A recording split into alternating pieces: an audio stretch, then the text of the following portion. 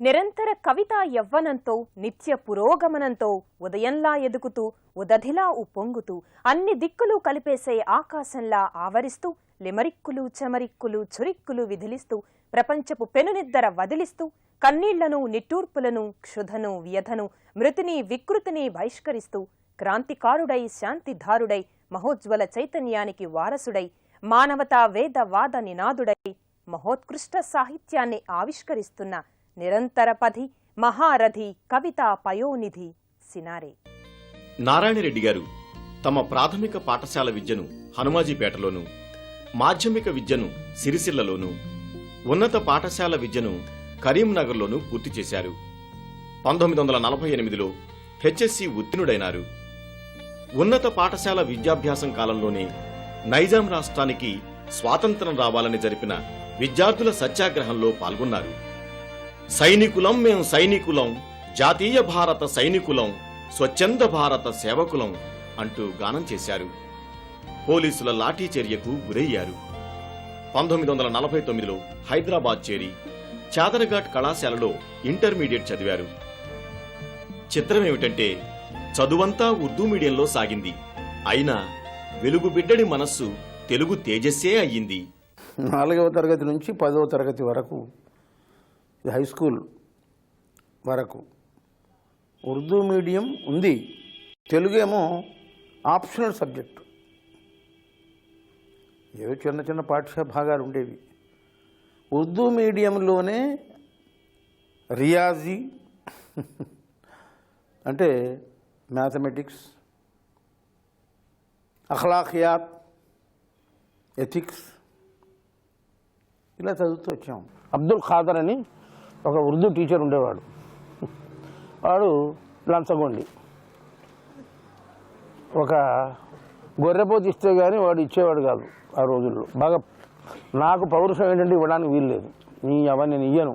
దీనికి మొదటి నుంచి ఆ పౌరుషం ఉంది, అగ్ని.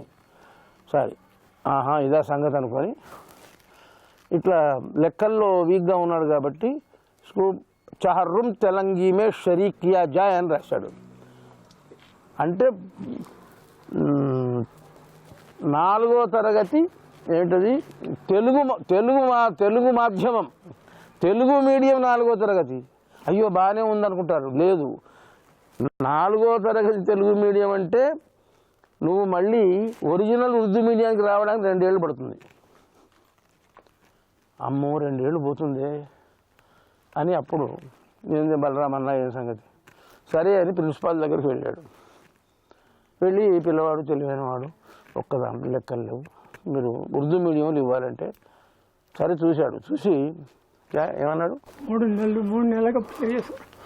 నెలలు టెస్ట్ పెట్టారు. 3 నెలల పీరియడ్లో ఇతను మళ్ళీ రాసి పాస్ అయితే ఉర్దూ మీడియంలో లెక్క అని. ఇంకోసారి ఏమన్నాడు, రెండోసారి తీసుకెడితే బచ్చోं को लेके फिरना खत्म हो गया అన్నాడు. పిల్లవాళ్ళని తీసుకొని రావడం పైరవీలు చేయకోయని హెచ్చరించాడు. ఏదో అలా ఓ డిగ్రీ చేస్తూ పోవాలి, కవిగా ఎదగాలి. చిత్రం ఏమిటంటే టార్గెట్ అంతా, లక్ష్యం అంతా కవిగా ఎదగాలని. ఇంటర్మీడియట్కి వచ్చాను నేను. ఇంటర్మీడియట్కి వచ్చేసరికి మళ్ళీ తెలుగు ఆప్షనలే, ఉర్దూ మీడియమే. ఇస్లాం కళాశాలలో ఇంగ్లీష్ మీడియం ఒకేసారి మరి ఇంటర్మీడియట్లో వెళితే ఎలా ఉంటుందో అని కనీసం ఆ విజ్ఞత ఉంది నాకు. మనం ఏమిటి, ఎటువైపు మనం పురోగమిస్తున్నామంటే కవితా శిఖరం వైపు పురోగమిస్తున్నాం. 1952లో ఆర్ట్స్ కాలేజీలో బిఏను, 1954లో ఎంఏ చదువుకున్నారు. విజయంబు సాధించినావా విద్యార్థి, నీ వీరభావాలు నింగి వ్యాపించగా, నీ వైరి చిత్తాల నేల కంపించగా వంటి గేయాలు రచించి పాడారు. 1948లో గాంధీజీపై పద్యాలు, గేయాలు రాశారు. మారాలి మారాలి మారాలిరా, కరడుగట్టిన నేటి కరకు సంఘపు రంగు, మారాలి మారాలి మారాలిరా అంటూ ఎన్నో గేయాలు రాశారు. ఇంటర్లో ఉండగా మొదటి కవిత జనశక్తి పత్రికలో ప్రచురితమైంది. బిఏ ద్వితీయలో ఉస్మానియా విశ్వవిద్యాలయ ఆర్ట్స్ కాలేజీ విద్యార్థుల సాహితీ సంచిక శోభకు సంపాదకత్వం, తర్వాత స్రవంతికి సంపాదకత్వం. ఉస్మానియా యూనివర్సిటీ తెలుగు విద్యార్థి సమితికి, తెలంగాణ రచయితల సంఘానికి కార్యదర్శిగా ఉన్నారు. నేను ఇంటర్మీడియట్ విద్యార్థిగా ఉన్నప్పటి నుంచే చాదర్ఘాట్ కళాశాల అది, అక్కడ తెలుగు విద్యార్థి సంఘం కార్యదర్శిగా ఉండేవాడిని. అనేక కార్యక్రమాలు ఏర్పాటు చేసేవాడిని, అందులో ప్రసంగాలు కూడా చేసేవాడిని, కవిత్వం వినిపించేవాడిని. బిఏ దశలో కూడా నేను తెలుగు విద్యార్థి సంఘం కార్యదర్శిగా ఉన్నాను. నేను ఎంఏ దశలోకి వచ్చేసరికి ఆర్ట్స్ కళాశాల, ఉస్మానియా విశ్వవిద్యాలయం ఆర్ట్స్ కళాశాల ప్రచురించే వార్షిక సంచిక, సాహిత్య సంచిక, దానికి కొన్నాళ్ళు ఎడిటర్గా కూడా ఉన్నాను. ఇది కాక తెలంగాణ రచయితల సంఘం అని నేను బిఏ ఫైనల్ విద్యార్థిగా ఉన్నప్పుడు ఏర్పడింది. కాళోజీ, దాశరథి లాంటి వారు దాంట్లో ప్రధానంగా ఉండేవారు. ఆ తర్వాత నన్ను ఎంఏలో అనుకుంటాను, నేను ఎంఏలో ఉన్నప్పుడే నేను కార్యదర్శి అయ్యాను. తెలంగాణ రచయితల సంఘం కార్యదర్శిగా నేను, అటు దాశరథి, కాళోజీ కొన్నాళ్ళు అతను అధ్యక్షులుగా ఉండగా, మేము చేసిన పని ఏమిటంటే ప్రత్యేకించి నేను తెలంగాణలోని వివిధ జిల్లాల్లో, తాలూకాల్లో పర్యటించి తెలుగు కవిత్వానికి సంబంధించిన ఉపన్యాసాలు ఇవ్వడం, అంతేకాక తెలుగు కవి సమ్మేళనాలు ఏర్పాటు చేశాం. కాబట్టి తెలంగాణలో ఒక కవితా సంబంధి చైతన్యం ఏర్పడడానికి ఆ రోజుల్లో తెలంగాణ రచయితల సంఘం ఒక మంచి పాత్ర వహించింది. ఆ పాత్రకు కొంత నేను నేపథ్యం, నా జీవిత చరిత్ర కూడా ఉంది. అది కాక ఒక కవితా సంపుటి కూడా ప్రచురించింది, అది వేరు సంగతి. కాబట్టి విద్యార్థి దశలో ఉన్నప్పుడే నేను కొంత వక్తగా రాణించడం మొదలుపెట్టాను. ఆ తర్వాత నాకు ఇప్పటికీ గుర్తుంది, ఆంధ్ర రాష్ట్రం వచ్చింది అప్పటికి, 1953 ప్రాంతం అనుకుంటాను. ఆంధ్రప్రదేశ్ రాలేదు, ఆంధ్ర రాష్ట్రం వచ్చింది. గుంటూరులో హిందూ కాలేజీలో అఖిలాంధ్ర కవి సమ్మేళనం ఏర్పాటు చేశారు. విద్యార్థిగా నేను ఎంఏలో ఉన్నాను అప్పుడు. నన్ను ఎందుకో విద్యార్థి కవిగా నన్ను ఆహ్వానించారు. విద్యార్థుల్లో నుంచి కొంత గొంతు బాగా పలుకుతున్నవాడిని నేను. అందులో మహాకవులు ఉన్నారు, జాషువా, కరుణశ్రీ, తల్లావజ్జల, ఇలాంటి మహాకవులు ఉన్నారు. వాళ్లతో పాటు నా పుట్టపతి నారాయణాచార్యులు, గడియారం అనుకుంటాను, శేషశాస్త్రి గారు, వాళ్లతో పాటు నన్ను వేదిక మీద కూర్చోబెడితే గొప్ప ఉత్తేజం, ఎంత ఉత్తేజం కలిగేదో ఆ మహానుభావులతో పాటు నన్ను కూర్చోబెట్టారని. అప్పుడు నేను కొన్ని పద్యాలు వినిపించాను. నేను అది ఇప్పటికీ గుర్తు, నాకు చాలా ముఖ్యమైనది. అది విశాలాంధ్ర కోసం ఉద్యమాలు జరుగుతున్నాయి, కానీ రావడం లేదు. ఆంధ్ర రాష్ట్రం వచ్చింది కానీ ఆంధ్రప్రదేశ్ రాలేదు. దాన్ని దృష్టిలో పెట్టుకొని అన్నాను నేను, ఆషామాషిగా రంకెవేసిన విశాలాంధ్రమ్ము రాబోదు, ఆషామాషిగా రంకెవేసిన విశాలాంధ్రమ్ము రాబోదు, విద్వేషమ్ముల్ విషతంత్రముల్ కులమతావేశమ్ములున్నన్ని నాళ్ళు ఈషణ్ మాత్రము తెలుగు వారలకు వెలిగేయలేదు. ఈ 3 పంక్తులు గుర్తున్నాయి నాకు. అంత ఆవేదనతో, ఉద్వేగంగా నేను చదివితే మంచి ప్రశంసలు వచ్చాయి, స్పందన ఏర్పడింది.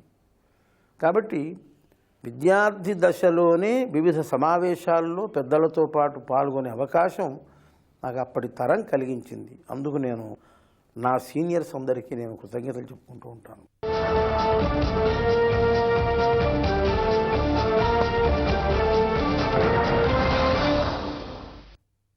సినారే అంటే ఆనాటి నుంచి ఓ గ్లామర్ ఏర్పడింది శ్రోతల్లో. వేడి రక్తం లావాల ఉప్పొంగే యువతలు. పూల పాటలు, నవ్వని పువ్వు నాటికలను గానం చేసేవారు శ్రవణపేయంగా. ఈ గేయ రచనలు, గానమే సినారే కథాకావ్య సినీ గీతికా రచనకు పునాదులయ్యాయి. ఎంఏ తరగతికి వచ్చేసరికి గేయ నాటికలు రాయడం ప్రారంభించాను. రంగస్థలం పైన నృత్యాత్మకంగా ప్రదర్శించే గేయ నాటికలు అంటే నృత్య నాటికలు అనొచ్చు. సంగీత నృత్య నాటికలను రాశాను, చాలా రాశాను. అందులో నవ్వని పువ్వు, అజంతా సుందరి, తర్వాత వెన్నెలవాడ మొదలైనవి ఇవి ప్రదర్శింపజేశాను కూడా. ఆ రకంగా నృత్య ప్రదర్శనలకు అనుగుణంగా గేయనాటికలు రాయడం అనేది అప్పుడు కొంత కొత్తదనమే. నేను ఎంఏకు పోయినాక వారు ఎంఏలో వచ్చారు. అయితే అప్పుడు మా లక్ష్మీరంజనం గారు మా గురువు, కండవల్లి లక్ష్మీరంజనం గారు. అయితే మా నారాయణ రెడ్డి గారు మొదటి నుండి ఆయనే సాహితీ పురుషుడే, కవి అంటే అచ్చంగా 100 వాళ్ళ కవి. ఎప్పుడూ ఉన్నా కానీ 4-5 జతతో ఆడుతూ పాడుతూ హాయిగా కవిత్వం చెప్పేవాడు. హాస్టల్లో మేము ఏ హాస్టల్లో ఉన్నప్పుడు వారు పై గదిలో, నేను కింది గదిలో ఉండేవాడిని. అయితే వారికి ఎప్పటికీ వారి చుట్టూ అలముకొని ఒక జంట, యువకుల జంట, సాహితీ జంట అనండి. ఆయన రసనిష్యంది, రసరా సామ్రాట్టు అన్నా తప్పులేదు. అప్పటి నుంచే ఆయనకు తెలుగు కవిత్వం మీద, తెలుగు సాహిత్యం మీద మంచి ఆయనకు దాని ఏమంటారు ఆధిపత్యం ఉంది. మేమంతా హాస్టల్లో ఒక దగ్గరనే ఉండేవాళ్ళం. అప్పుడు ఆ గ్రూపులో చాలా పెద్దవాళ్లే ఉండిరి, చాలా గొప్పవాళ్లే ఉండిరి. వాళ్ళంతా పేరు నా జ్ఞాపకం రావటం లేదు అని కృష్ణమూర్తి గారు, ప్రభాకర్ రావు గారు, నేను ఈ 4-5 మాత్రం నారాయణ రెడ్డితో చాలా క్లోజ్గా ఉండేవాళ్ళం. వారి నవ్వని పువ్వు అని తెలుగులో కవిత్వం చిన్న పుస్తకం రాశారు.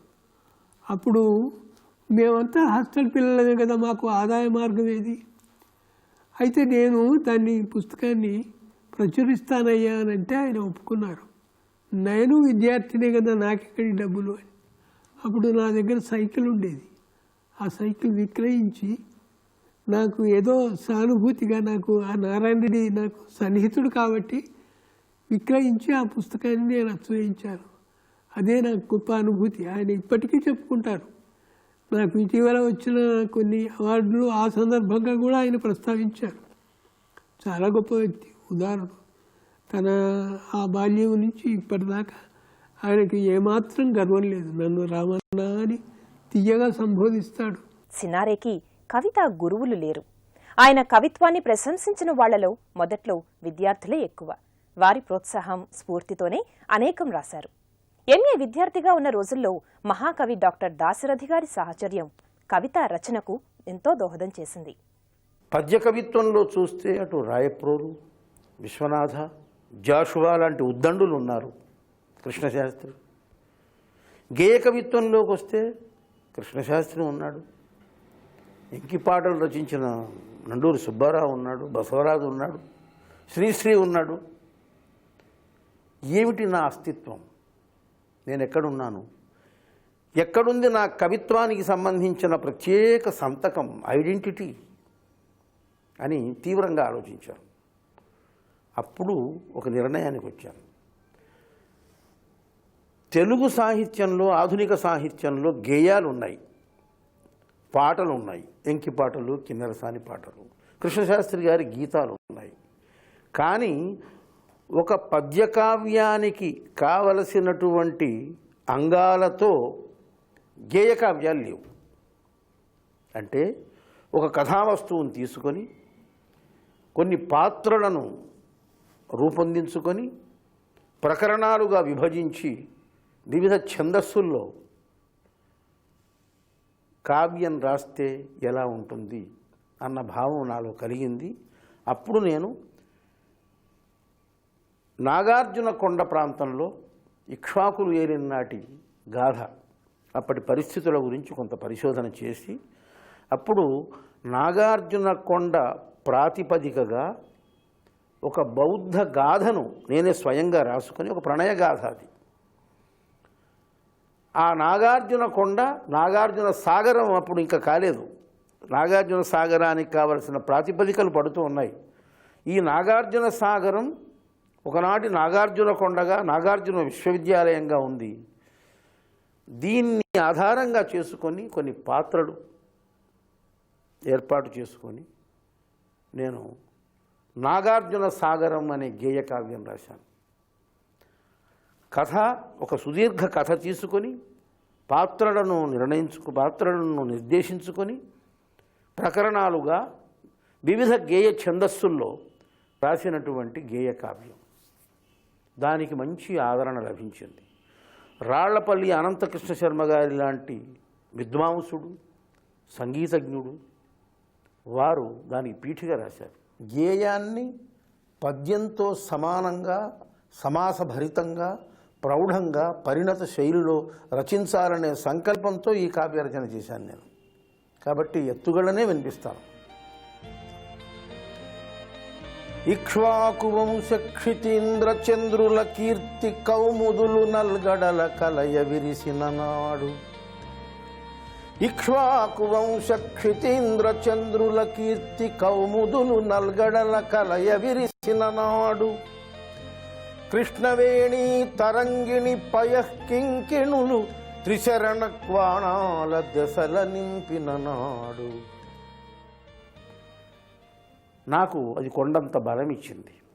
ఆ తర్వాత నేను అనుకున్నాను, ఇదిగో నా గొంతు ఇక్కడ పలుకుతున్నది, గేయ కావ్య రచనలోనే నేను కొనసాగాలి కొంతవరకు అని. అదే జరిగింది. ఆ తర్వాత అంతకంటే ప్రౌఢంగా, పరిణతంగా కర్పూర వసంతరాయలు కావ్యం రాశాను.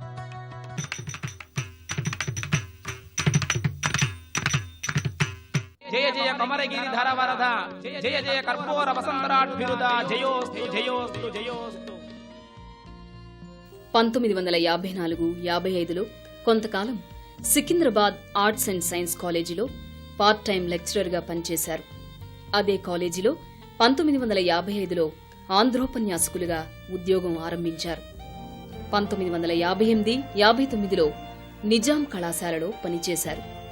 1957 నుండి 1962 వరకు ఆచార్య ఖండవల్లి లక్ష్మీరంజనం గారి పర్యవేక్షణలో పరిశోధన సాగించి పీహెచ్డీ పట్టాను పొందారు. ఆయన కవిత్వాన్ని ప్రభావితం చేసిన ప్రాచీన కవులు కాళిదాసు, శ్రీనాథుడు.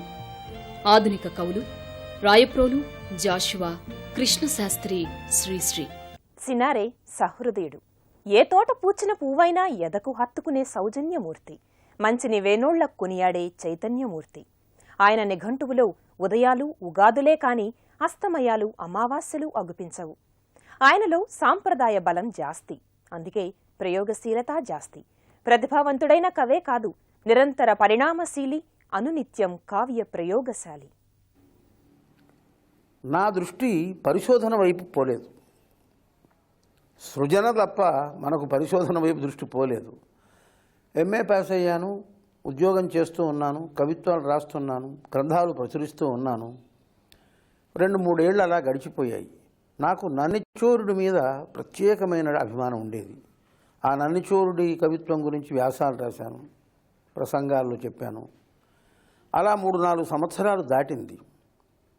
ఒక సందర్భంలో డాక్టర్ పిఎస్ఆర్ అప్పారావు, అప్పుడు ఆయన సెలవు మీద వచ్చి ఇక్కడ ఉస్మానియా యూనివర్సిటీలో పీహెచ్డీ చేస్తున్నాడు.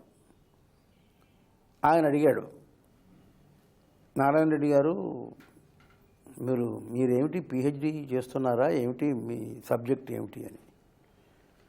అంటే నేను అన్నాను, అప్పారావు గారు నాకు పీహెచ్డీ ఎందుకండి, ఐఎమ్ ఏ పోయట్, నేను కవిని, నాకు పీహెచ్డీలు డాక్టరేట్లు ఎందుకు అన్నాను. అలా కాదులేండి, ఇక్కడ ఆంధ్రప్రదేశ్లో ఉన్నంత వరకు మీరు అందరికీ తెలుసు సి నారాయణ రెడ్డి గారంటే, కానీ బయటికి వెళితే హీఈస్ మిస్టర్ నారాయణ రెడ్డి అనడానికి హీఈస్ డాక్టర్ రెడ్డి అనడానికి చాలా తేడా ఉందన్నాడు. అంతే, బుర్ర గిరున తిరిగిపోయింది. ఇది ఒక రకంగా మలుపుకి దారితీసింది. అంతకుముందే నా మనసులో ఉంది, నన్నచూడుని కుమార సంభవం గురించి చేయాలా లేక ఆధునిక కవిత్వం గురించి అని. చిత్రం ఏమిటంటే దేవులపల్లి కృష్ణశాస్త్రి గారిని నన్ను ఆ దశలోనే, అప్పటికి ఎస్వి యూనివర్సిటీ ఏర్పడలేదు, శ్రీ వెంకటేశ్వర విశ్వవిద్యాలయం, ఎస్వి కాలేజ్ ఉంది, arts college, Shri Venkateswara arts college ఉంది. ఆ ఆర్ట్స్ కాలేజీ వారు ఆహ్వానించారు, వారితో పాటు నన్ను. అప్పుడు ఆయన ప్రసక్తంగా ఏదో ప్రసక్తి వచ్చింది, ఇట్లా నేను నన్నచూడిని గురించి చేయాలనుకుంటున్నాను పిహెచ్డి అన్నాను. అంటే ఆయన అన్నాడు, కాదు మీరు మోడర్న్ పొయిట్రీ గురించి చేయండి అన్నాడు. ఏమిటి మోడర్న్ అంటే, ఇది కన్వెన్షన్ అండ్ రివోల్ట్ అనే ఒక గ్రంథం ఉంది ఇంగ్లీషులో, చదివి చూడండి మీకు తెలుస్తుంది అన్నాడు. అంతే. అప్పుడు నేను convention and revolt in modern poetry అని ఒక గ్రంథం, ఏముందో గుర్తులేదు నాకు, అది చదివి అప్పుడు నేను ఆధునికాంధ్ర కవిత్వం సంప్రదాయములు ప్రయోగములు అనే శీర్షిక ఏర్పాటు చేసుకొని దాని మీద పరిశోధన చేయాలని నిర్ణయం తీసుకోవడం. ఆచార్య ఖండవల్లి లక్ష్మీరంజనం గారు మా గురువు గారు, ఆయన నా గైడ్ కూడా, ఆయన వారిని నా పర్యవేక్షకుడు, వారికి చెప్పడం. వారు ఒక ముక్క అన్నారు, ఏమిటి మోడర్న్ పొయిట్రీలో అంత విషయం ఉందంటారా అని. ఉంది సార్ అన్నాను నేను. సరే, తర్వాత ఒప్పుకున్నాడు, చేశాను, డాక్టరేట్ వచ్చింది.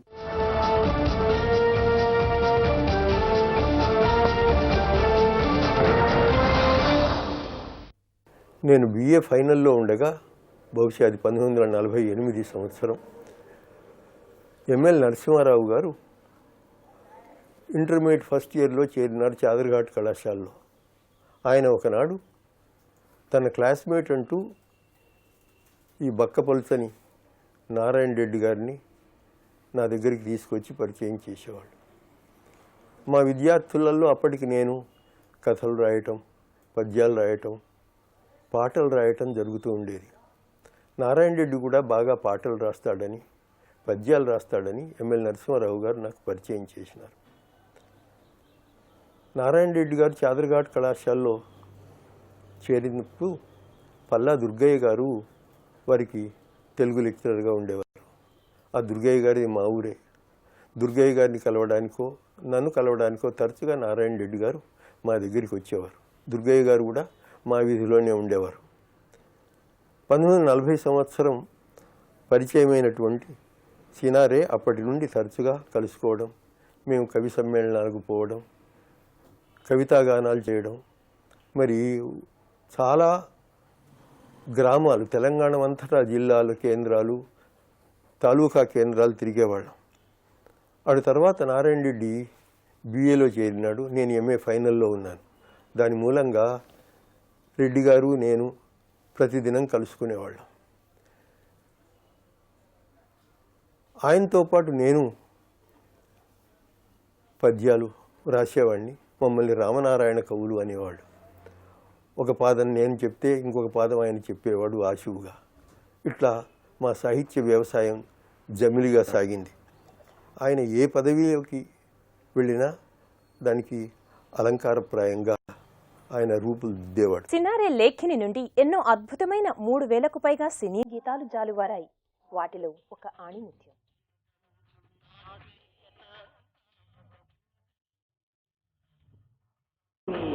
ఆత్మతృప్తికై మనుషులు ఆడుకునే నాటకం నాటకం నాటకం.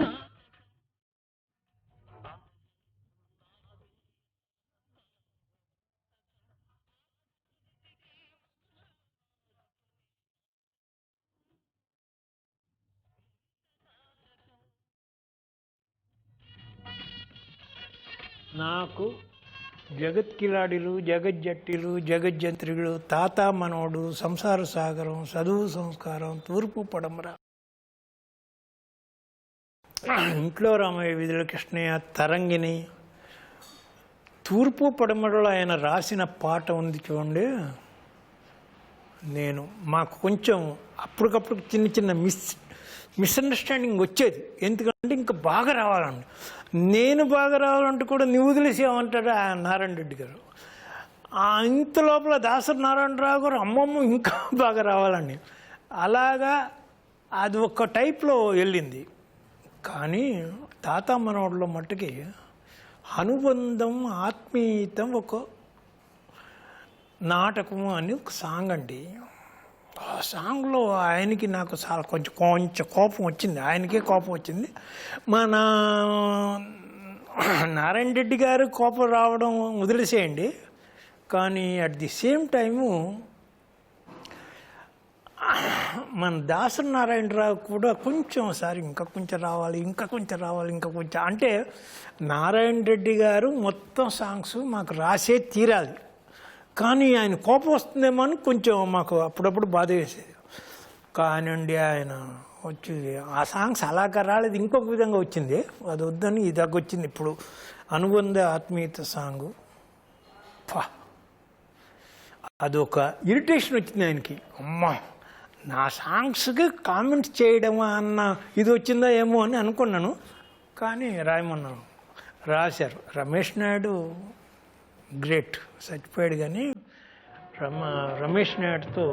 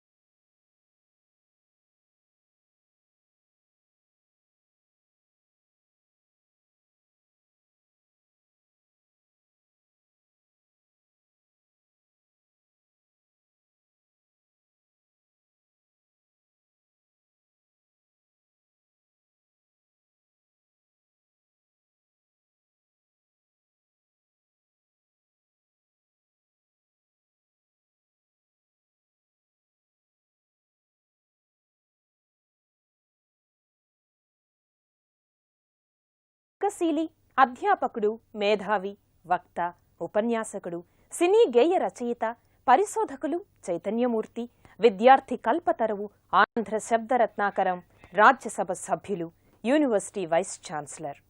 సినారే వ్యక్తిత్వం సహస్ర రవికిరణం, జలధి సమానం, ఆకాశ విస్తృతం, లోకవ్యాప్తం, ప్రపంచ పదిలం, బహుముఖీనం. నమస్కారం. మిగతా వివరాలు మరో వారం.